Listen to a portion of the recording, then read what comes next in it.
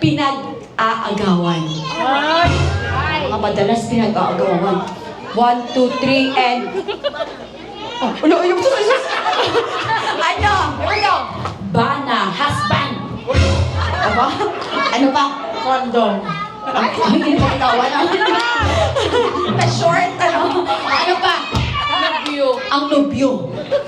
Ari husband, ari nobyo. Ari, ano pa? Bola. Ang bola. Talino mo. Ano pa? Lupa. Lupa. Pasok. Pinag-aagawan. Ano pa? Girlfriend. Ang girlfriend. Siyempre, dapat tayo mga babae pinag-aagawan din. Ano pa? Kwarta. Ang kwarta. Ano pa ang ginagawan? Nobyo. Pikay sino to? Sabat niya ng gainit. Out ka na.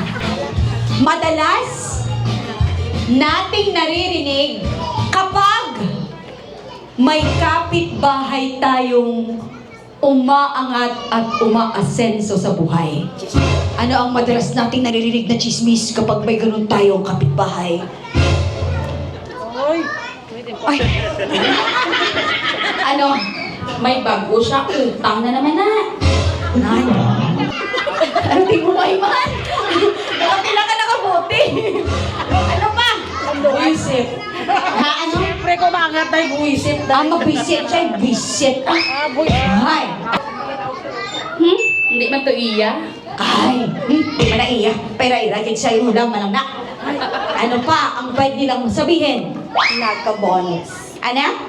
Bonus. Bonus. Ay, mababait pa itong mga kapitbahay na to.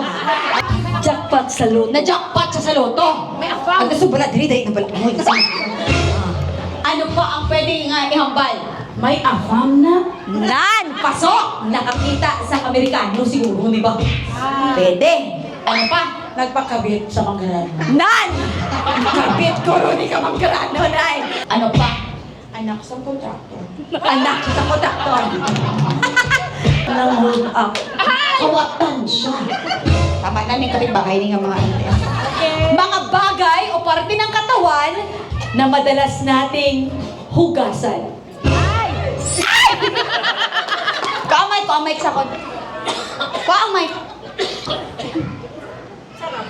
Personal ko. Personal collection. Ano ba? Titi. Okay. Ano ba? Kamot. Kamot. Ang paa. Paa. Kili-kili. May sapat ka pa?